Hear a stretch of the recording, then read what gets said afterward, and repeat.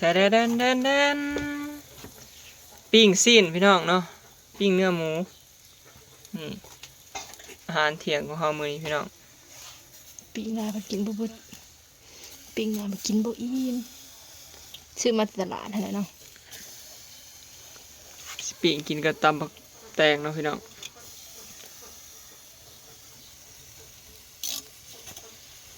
ถ้าจักหน่อยกำลังสุกเนาะคั่วกะจังได๋เนาะคนบ่ได้อยู่พี่น้องบ่มันบ่แม่นหกเนาะมันหกน้ำแมงไหม้พี่น้องแมงไหม้หลายตักมาแตงกินข้าวเที่ยงจ้า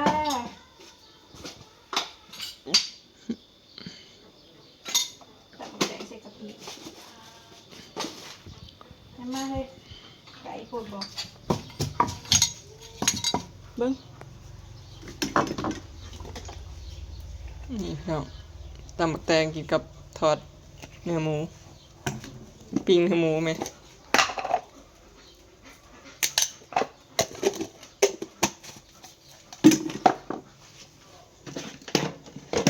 โคตรเอาเลยพี่น้องเลยจะเค็ดยังสิออกหน่วยเฮ็ดปวกยังไม่ออกเพิ่น เขาเก็บมา เก็บมาบ่มีสมลืมซื้อ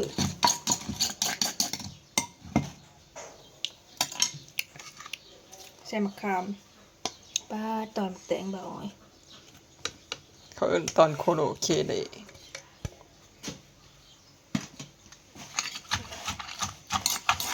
ตำแต่งใส่มะขาม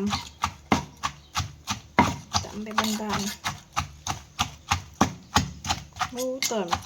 แต่งตำมา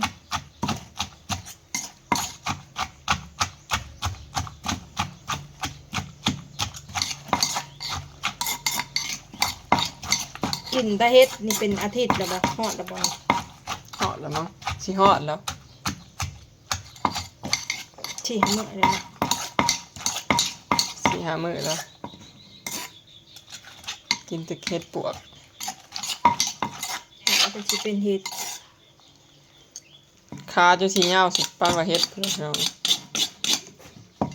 แล้วตำแตงเทเลย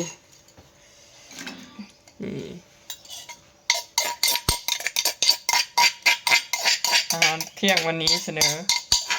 ตำแตงพี่น้องกับนี่หมกหน่อไม้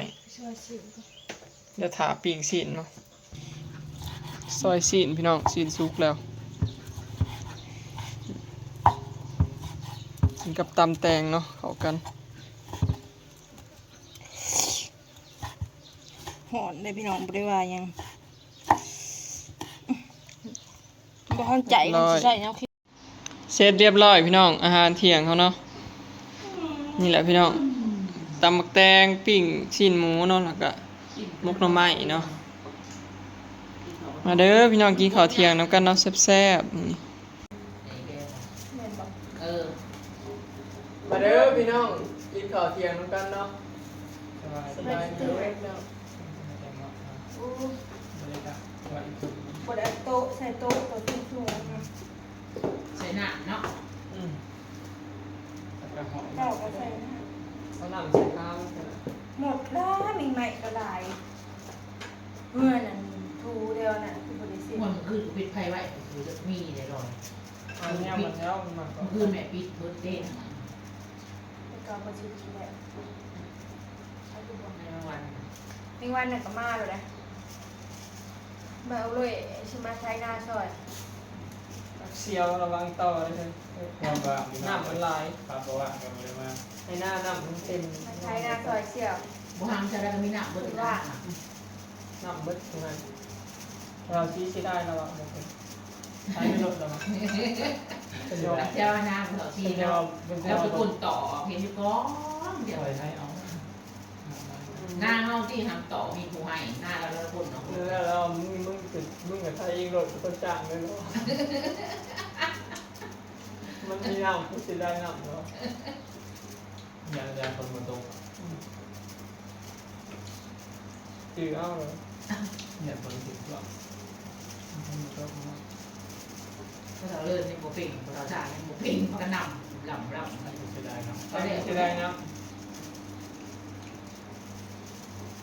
มกหน่อไม้นี่เสียบลมจากลุง ตีตะตีตะตะตีตะตีตะตีตะเล่นต้องกินบ่อึดถึงของเรา จ้า เหรอ แม่กินแต่เช้า ป้า มันบ่อยากมันกินข้าวสวยสุดแม่จะกินบริษัทเดียวจ้ะ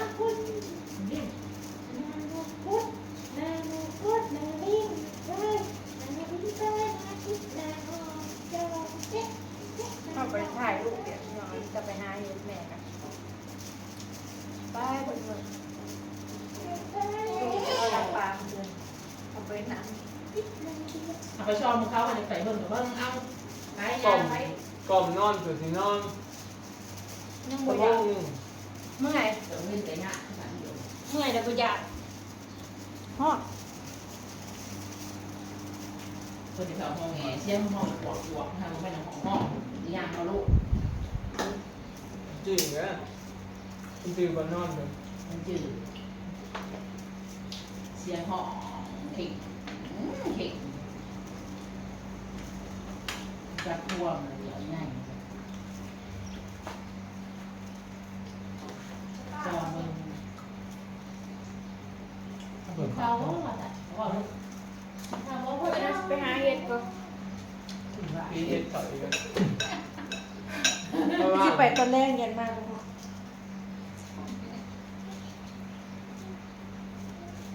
เราคอยแต่คนถึงว่าหาเดี๋ยวเราจะไอ้แจ๊กแต่เป็นแฟน อืม คนไปหาตามพวกไปมาพ่อเอาพ่อ ไป เอา เสร็จแล้ว จะ มัน แจ๊ก มีได้ไหม แต่จะร่วงไปร่วงมั่งนะเห็น เขาจอด ให้ลูกบอยซื้อมาใส่น้ำกินแน่หอย หายทุกน้ำเนาะ จอยพี่น้องเชี่ยว ใส่กะทินะ เชี่ยวเพิ่งกระเทียมมา3 ปีแล้วพี่น้องยังโสดอยู่เด้อหาเมียให้แน่นี่ที่เราก็ให้เอากันกับอามาลากันมันแล้วซะดอกเนาะพี่น้องจังบ่ได้เทียมมาดู จริงๆว่าเป็นคนเฒ่ากูบอก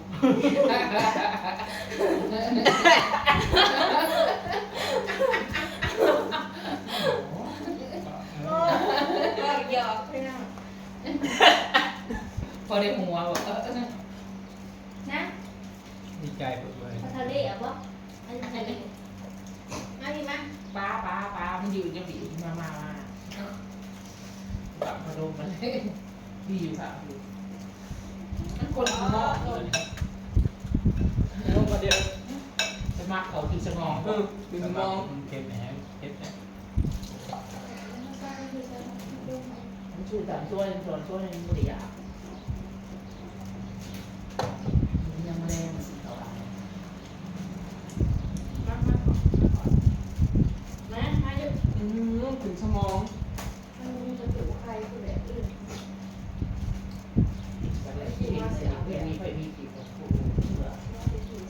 ไม่มีเมียเรื่องมาห้อมหรอก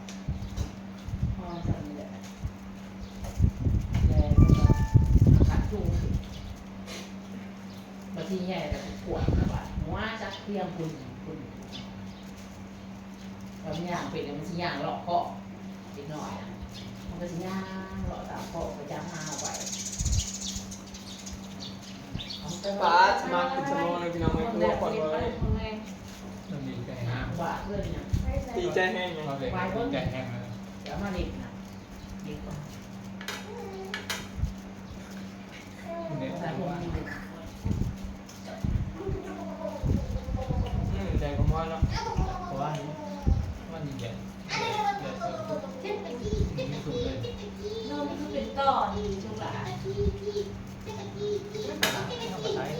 ในแบบเย็นก็ยังเหมือนกัน น้องคือเป็นต่อค่ะข้าวบริบูรณ์ก็เอาที่น้ำมาเอาเนี่ยป้า ทำไมยากพี่น้องยากตอนแหละเหมือนตอนแล้วเนี่ย ยกมือเงียบร้อยเลยหมูกับน่อง โอ้ไม่เอาเลย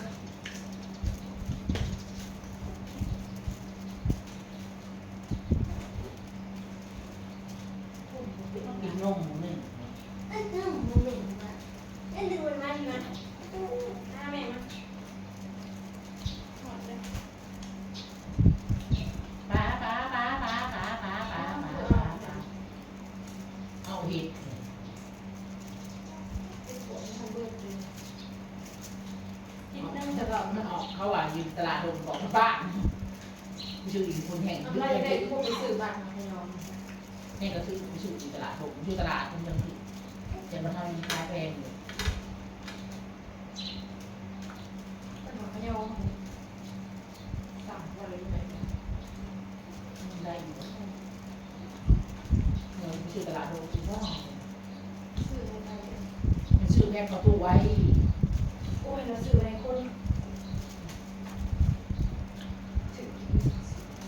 เราไม่เคยแบบจับ แล้วกินข้าวแรกก็สิออกหน้าพี่น้องหน้าใกล้หน้า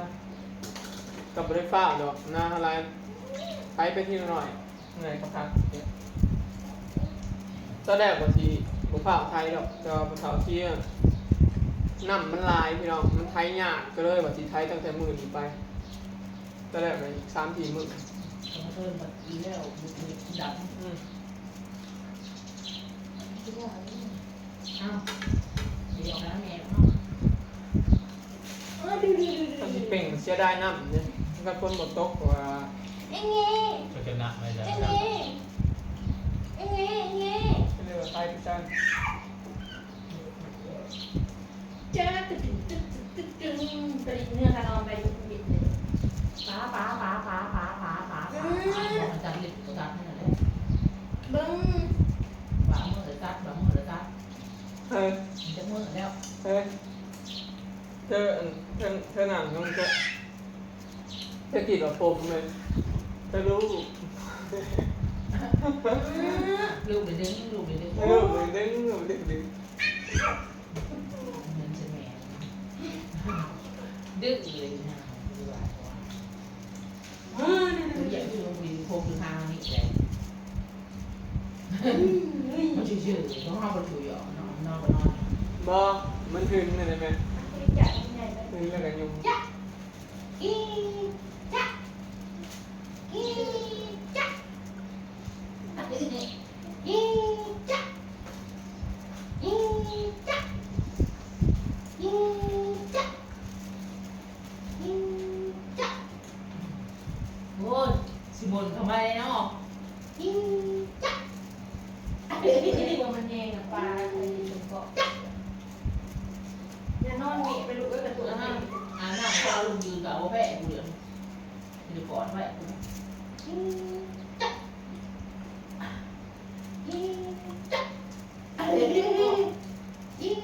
ี้มันเป็นประตูทำไมตอนที่หน้ามันไม่ เอานะฮะเริ่มชี้เดือนไปแล้วมันก็ชี้เริ่มหยอดเลย ยืนห่าง คนบริกิตเขาแล้วก็กินเขาอีหน้านั้นมันบริง่ายมันกระโตหน่อยมันผู้พอกระโตจอยโลโก้มันเนี่ยอีหน้าเนื้อเนี่ยมันปอกอีหน้า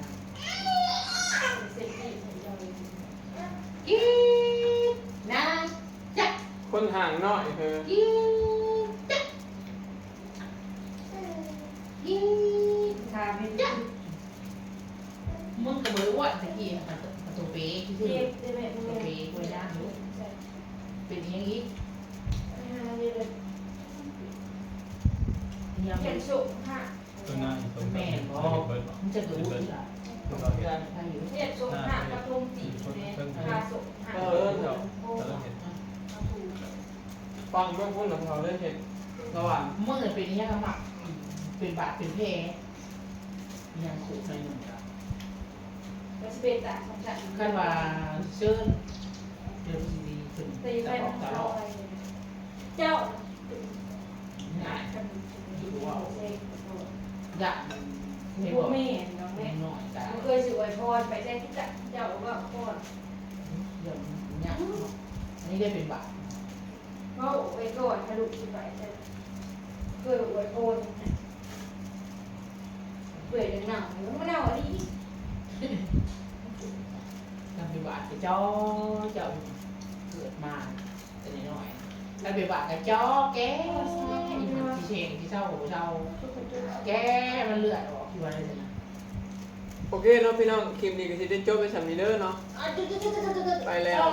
สบายดี เห็ดจังเลยหอดเล็ด